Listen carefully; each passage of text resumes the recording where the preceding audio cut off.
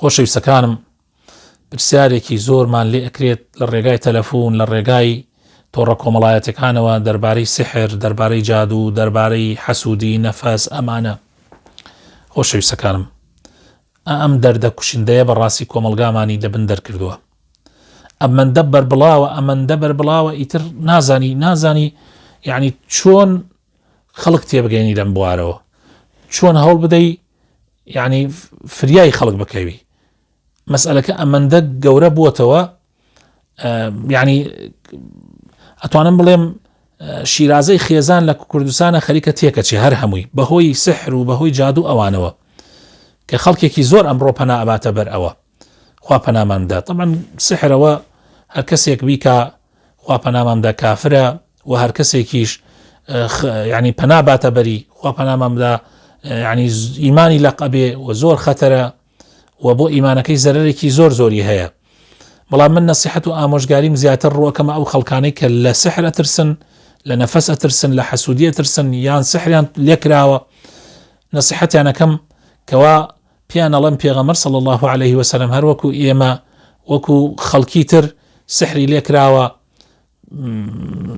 ترس هەبووە کە یعنی بەرچاو بکەوێ، یعنی تووشی نەفەس و تووشی حەسوودی ببێ، وەکو خوای تعالی لە قورئانە ئاماژەی پێکردووە: وإن يكاد الذين كفروا ليزلقونك بأبصارهم لما سمعوا الذكر ويقولون إنه لمجنون. يعني في غمر صلى الله عليه وسلم يعني بر حسودي خلق كوتوه، بر تشاوي خلق كوتوه، والسحر شي لكرا وكل حديثي صحيحة هاتوه كلا بيدي كري أعصم سحر كابرا يهودي سحري لكردوه.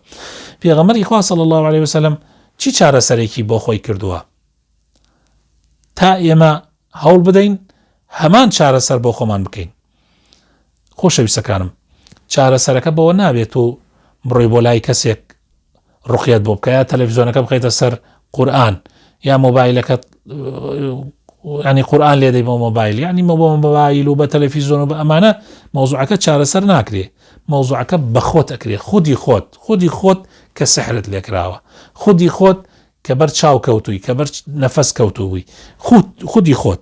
کەسی تر ناتوانێت مەوزوعەکە چارەسەرکە خۆت نەبێ. من ناڵێم یعنی کەسێک ڕوقیەت بۆ بکە سوودی نییە، نا، ڕوقیە سوودی هەیە، بەس ئەمڕۆ خەڵکانێک هەیە لە ژێری ناوی ڕوقیەیە ئەمڕۆ خەڵکە خەڵەتیان فیەڵڵە خەڵکەکەن، درۆ لەگەڵ خەڵکاکەن، خەڵکێکی زۆر و خەڵکی باشیش هەیە، بەڵام ئێوە پێویست ناکە یعنی پەنا بەنەبەر ئەملا ئەولا، بەڵکو هەر ئەو ڕێگایە بگرنە بەر کە پێغەمبەر صلی الله علیه وسلم گرتوێتێ بەر. هەموومان فاتحامان لەبەرە، هەموومان فاتحە، سورەتی فاتحە، الحمد لله رب العالمين تا أخير حوت آياتك، يعني أخوي بأخوي أخوي تعالى يعني يكل لنا وكاني أهم سورتي الراقية، يعني سورتي الرقية، يعني سورتي شفاية. حوت جاربي خوينا بان أو بخوروا، حوت جاربي خوينا خوتاو يعني فوي بيابك بلاشته، يعني زور بسودة. هروها قل هو الله أحد، قل أعوذ برب الفلق، قل أعوذ برب الناس، أما السيا جاربي خوينا. هروها آية الكرسي، دو آياتك آخري سورة بقرة، أمانا كافين، والله كافين. وبري أذكار معنية بي وتري ذكركاني إيواران وبيانيان، إنسان بيخويني زور شاكا، ذكركاني إيواران وبيانيان هەوڵ بدەن لە دەستی خۆتانی مەدەن، زۆر بەسوودە. یعنی خۆی هەر ئەو ذکرانە قەڵای مسلمانن، یعنی مسلمان ئەپارێزن، یعنی ذکرەکانی ئێواران و بەیانیان هەوڵ دەن ئەو ذکرانە بە جوانی بیخوێنن. خەڵکێکی ئەڵێ مامۆسا من خوێندە بەسوود، قەینا تۆ ئەی خوێنی وازی لێهێنی دوایەوە، ئەی خوێنی وازی لێهێنی. مع العلم ئەم ذکرانە بۆ ئەوە کراوە بە بەردەوامی بخوێنی، حتا ئەو ڕۆژەی ئەمری، حتا ئەو ڕۆژەی ئەم دنیای بەجێ دێڵێ ئەبێ ئەو ذکرانە بخوێنی. نا بۆ نەکراوە تو ڕۆژێ بیخوێنی ڕۆژێتر وازی لێبێنی. لەبەر ئەوە زۆر گرنگە ئەو ذکرانە. سەڵاواتدان لەسەر پێغەمبەری خوا صلی الله عليه وسلم، هەموو ڕۆژێک چەند جارێک سەڵاوات لەسەر پێغەمبەر بدە صلی الله عليه وسلم، بە تایبەتی دوای نوێژی بەیانیان و بە تایبەتی دوای نوێژی عەسران. وتنی لا حول ولا قوة إلا بالله بەیانیان و ئێواران. یعنی ئەمە زۆر بەسوودە، زۆر بەسوودە، گەنجینەیەکە لە گەنجینەکانی بەهەشت. یعنی ئەمانە نابێ ئینسان ئیهمالی کە.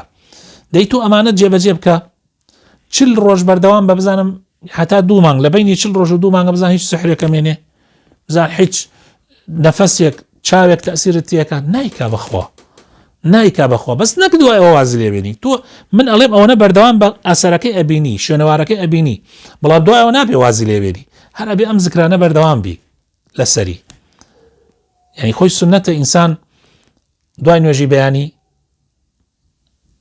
ئەم زکرانەوە ئیسە باسمان کرد بیخوێنێ و دوای نوێژی ئێوارە و کاتێک ئەخەوی زۆرێک لەم زکرانە سنەتن کتێبێکەیە پێوترێ قەڵای مسلمان بە عەرەبی حیصن المسلم ئەو کتێبانە بیکڕن دەبا و کتێبە لە ماڵتانە هەبێ لەناو مۆبایلەکەتانە زکرەکان ها یعنی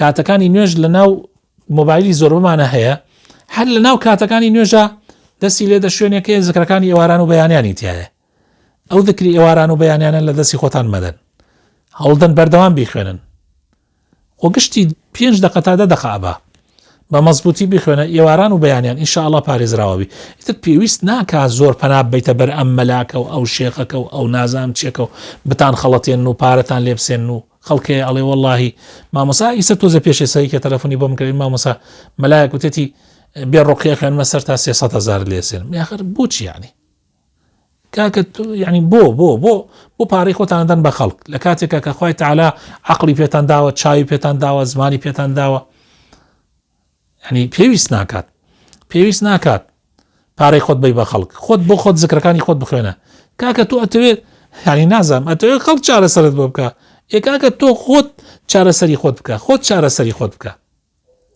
داواکارم ئینشاءالله گوێ لە قسەکانم بگرن و ئیسفادە لە قسەکانم بکەن خوای تەعالا هەموو لایەکمان مۆفەق بکە